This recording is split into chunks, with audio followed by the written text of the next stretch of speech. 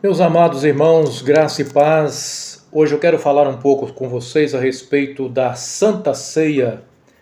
Recentemente eu fui questionado por uma pessoa a respeito dessa expressão Santa Ceia. E essa pessoa é um pastor e esse pastor afirmou para mim que não existe base bíblica para a Santa Ceia. Pois bem, é sobre isso porque é comum às vezes nós ouvirmos essas questões, essas objeções por parte de alguns cristãos evangélicos. Mas será que eles estão corretos ao afirmarem que não existe base bíblica para a Santa Ceia? Primeiro nós precisamos compreender essa questão da base bíblica.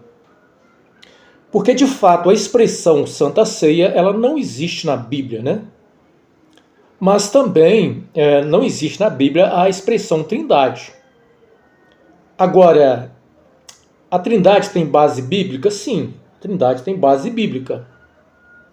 E a Santa Ceia também tem base bíblica. Eu quero aqui falar com os irmãos os argumentos que eu tenho para defender a ideia de que sim, a Santa Ceia tem base bíblica.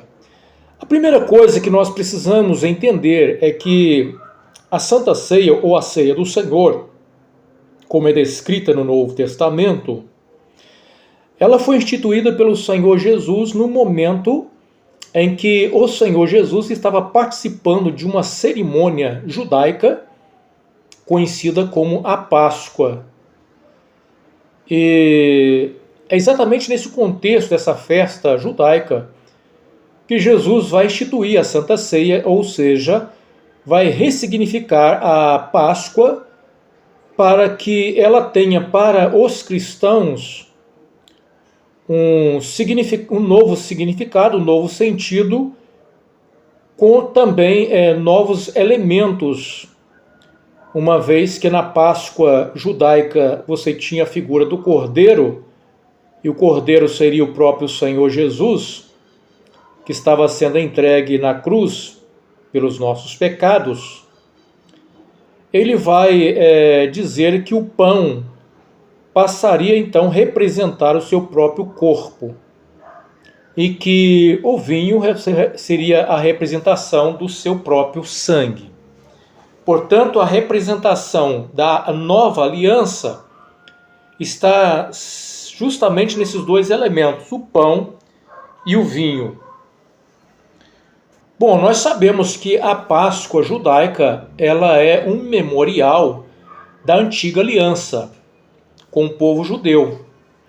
E esse memorial da antiga aliança com o povo judeu se encontra ali no Êxodo, no capítulo 12, quando o Senhor institui ali a Páscoa judaica, no momento da saída do povo do Egito, o povo está sendo resgatado da escravidão no Egito, para ser conduzido para uma nova terra, a terra que mana leite e mel. O culto da saída daquele povo foi marcado por esse elemento, por essa cerimônia chamada Páscoa, onde o cordeiro seria então morto, não poderia ser qualquer cordeiro, teria que ser um cordeiro sem defeito, porque apontava para Cristo Jesus. Esse cordeiro morto deveria ser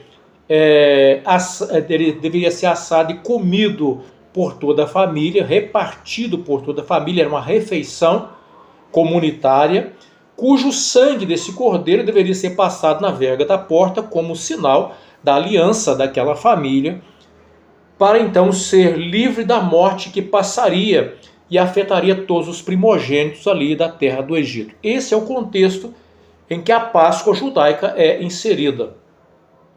Então nós temos ali uma Páscoa que ela é uma refeição, né? Ela é uma refeição. No Êxodo capítulo 12, versículo 11, diz assim: essas são as instruções para quando fizerem a refeição. Então, a Páscoa, ela é uma refeição. A ceia do Senhor também, no primeiro século, ela era também realizada em conjunto com uma refeição que era conhecida ali como a festa ágape. Você tinha uma refeição, a refeição do amor, e dentro dessa refeição você tinha a instituição também, a celebração da ceia do Senhor. O que nós temos nessa celebração da Páscoa judaica, você tinha a presença do pão, que era o pão sem fermento, não poderia ser um pão com fermento. Então fazia parte dessa festa, dessa celebração, a presença do pão sem fermento. E no versículo de número 14 diz assim: este será o dia a ser recordado. Todo ano, de geração em geração, vocês celebrarão como festa especial para o Senhor. Esta é uma lei permanente. Durante 7 dias comerão pão sem fermento. No primeiro dia da festa, removerão das casas qualquer mínima quantidade de fermento. Quem comer o pão com fermento durante alguns desses dias da festa será eliminado do meio de Israel. No primeiro e no 7º dia da festa, todo o povo celebrará um dia oficial de reunião sagrada. Então, aparece aqui agora, irmãos, a expressão de que esta reunião ou esta festa era uma festa sagrada. O que é uma festa sagrada? É uma festa que se distingue de qualquer outra festa. Não é um ajuntamento apenas de uma festa social, como alguns querem transformar a Páscoa, a Santa Ceia do Senhor, como apenas uma confraternização entre irmãos. Não, é uma festa sagrada, e a palavra sagrada, ela é a mesma coisa de uma festa santa. Então nós temos na presença da Páscoa judaica, de onde também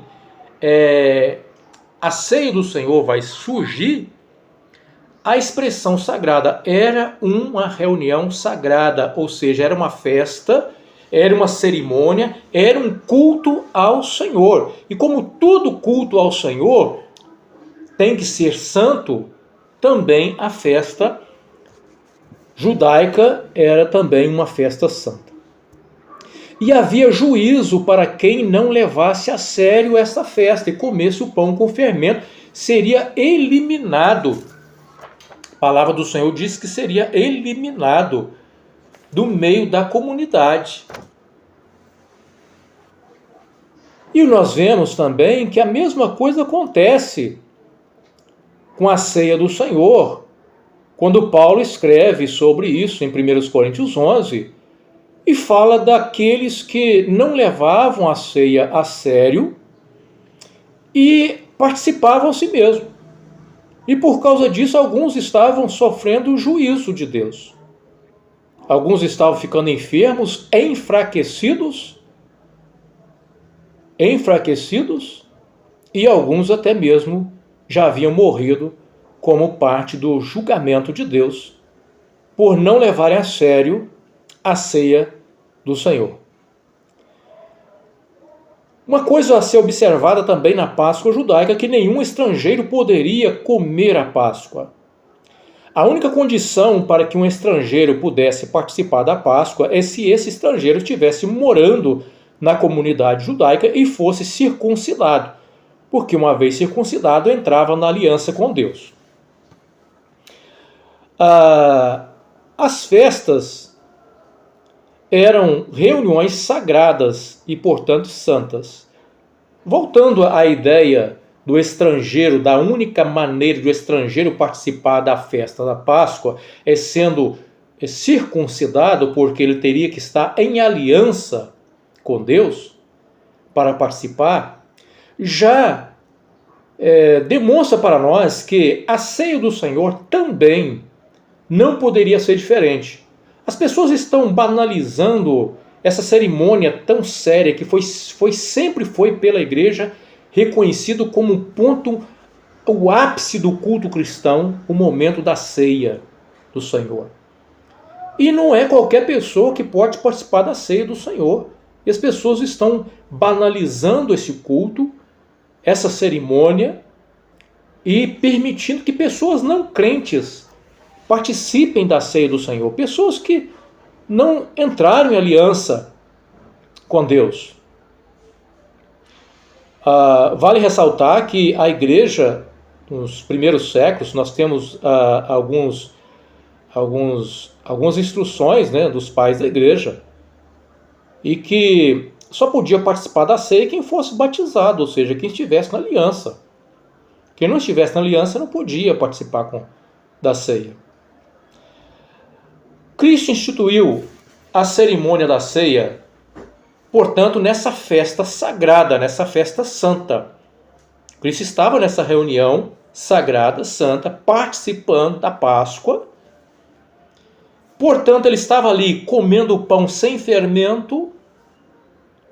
E ele vai, então, ali participar dessa festa que era uma festa santa.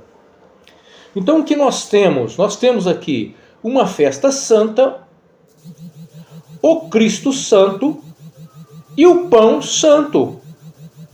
E o vinho também era santo, porque tudo apontava para uma realidade santa, a obra de Cristo no Calvário.